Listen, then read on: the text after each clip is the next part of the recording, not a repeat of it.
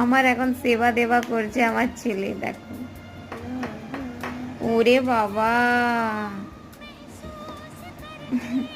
আমার শরীর খারাপ, আমি শুয়ে রয়েছি, আর আমাদের মৈনাক দেখো কি করছে। মামা আমি মাথা মাথিস করে দিচ্ছি। ওরে বাবা রে,